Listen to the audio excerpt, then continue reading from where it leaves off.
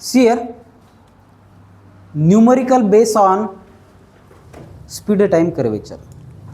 आत्ता जे आपण डेरिव्हेशन पाहिलं त्याचं काय घ्यायचं आपल्याला, न्यूमरिकल घ्यायचं आहे.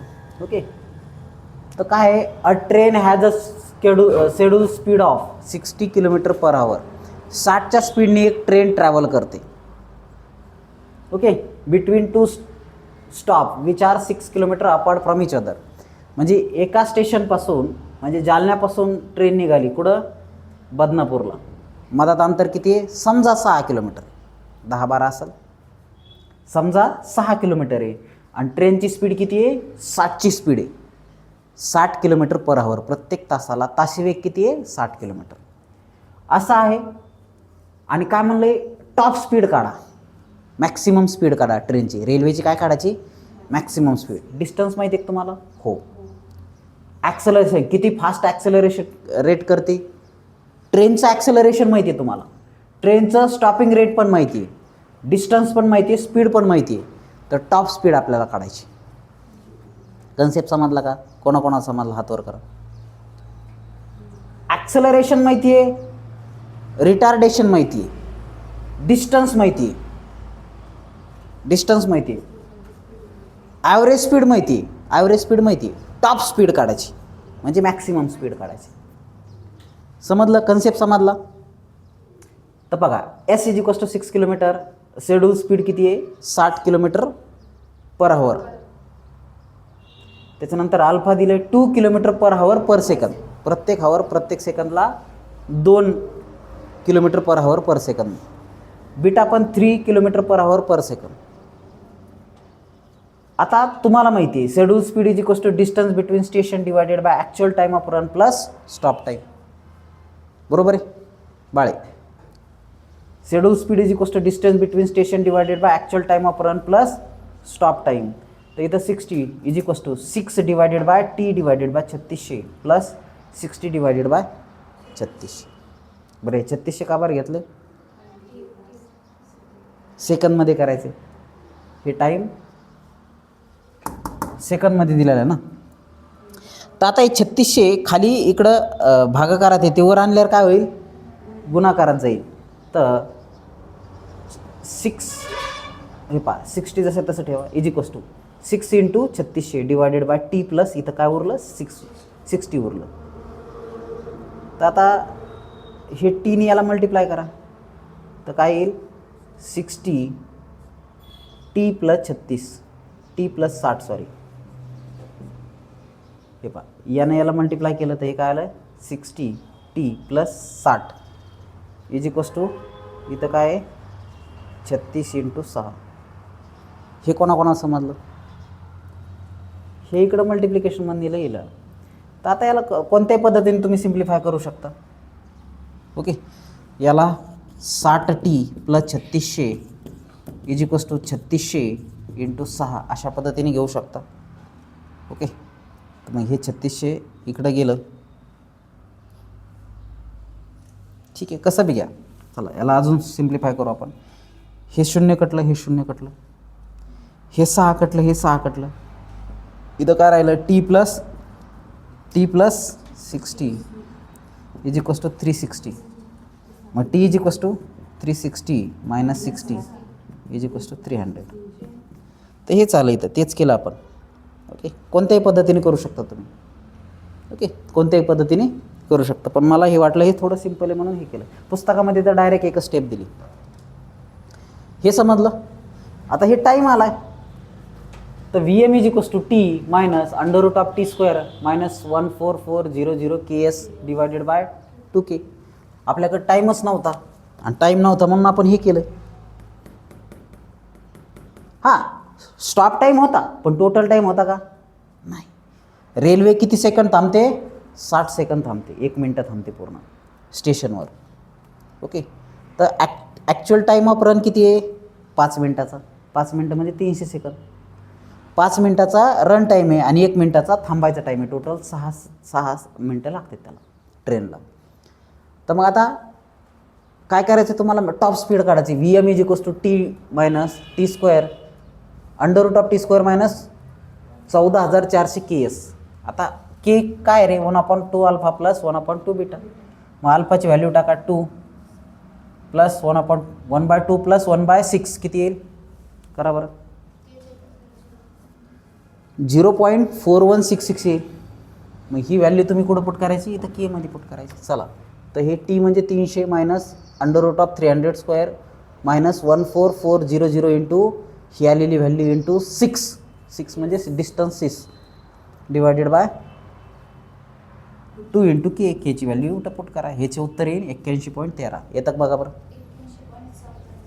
ठीक आहे 81.14 आलं तर 14 घ्या.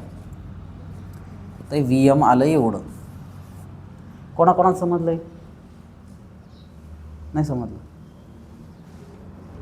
अरे फॉर्म्युला आहे, फॉर्म्युल्यात किमती टाकल्या त्याच्यात काय K is equals to 1/2 alpha plus 2 beta. याच्यामध्ये अल्फा बीटा दिलेलं आहे त्याच्या किमती टाकल्या आणि हे याच्यामध्ये किमती टाकल्या. ते हे के तर समजलं असेल ना. ठीक हे नाही समजलं. Schedule speed is equals to काय रे distance between station divided by actual time of run plus stop time. मग आता डिस्टन्स किती आहे 6 किलोमीटर. ॲक्च्युअल टाईम किती आहे टी डिवायडेड बाय 3600. का बरं हवरमधला सेकंदमध्ये करायचं आहे प्लस 60 डिवायडेड बाय 3600. मग 3600 आल्याच्या नंतर मल्टिप्लिकेशनमध्ये जाईल. ओके 6 इंटू 3600 येईल. मग 6 इंटू 3600 आणि हे टी प्लस 60 राहील खाली. मग हे टी प्लस 60 इकडे आणल्यावर मल्टिप्लिकेशनमध्ये जाईल. मग 60 into T plus 60 is equals to 3600 into 6. आलं लक्षात का नाही. हां तर मग आता हे काय कर हे 0 काट हे 0 काट हे 6 काट हे 6 काट. इथं 360 उरलं तर T plus 60 is equals to 360. मग हे 60 इथं प्लसमध्ये तिकडे गेल्यावर मायनसमध्ये जाईल. तर हे 300 आलं. हे 300 आलेली किंमत इथं टाकली सिम्प्लिफाय केलं. समजलं. आता एक सेम न्यूमरिकल आहे पहा तुम्ही सॉल्व करायचं. लक्ष द्या 2 मिनटं. गिवन लिहून देतो तुम्हाला. Given schedule speed of train S S दिले की काय दिलं एस एस 45 किलोमीटर पर आवर. लक्ष द्या इथं शेड्यूल स्पीड किती होती 60 किलोमीटर पर आवर. इथं 45 किलोमीटर पर आवर आहे शेड्यूल स्पीड. त्याच्यानंतर रिक्वायर्ड बिटवीन स्टेशन एस दिले distance S is equals to 1.5 kilometre. त्याच्यानंतर find the maximum speed V M find out करायचे. व्ही एम फाइंड आउट करायचे. Stop time दिले काय दिले स्टॉप टाईम 20 सेकंद दिले. त्याच्यानंतर अल्फा दिले alpha is equals to 2.4 kmph/ps and beta is equals to 3.2 kmph/ps. चला सेम न्यूमरिकल आहे सगळ्या व्हॅल्यू सारखे आहेत जवळपास. हा प्रश्न समर 15ला 4 मार्काला विचारला होता. ओके हा प्रश्न आणि हा येणाऱ्या एक्झामिनेशनमध्ये विचारू शकतील व्हॅल्यू बदलून. सो सॉल्व करो इसको अभी के अभी 10 मिनट में.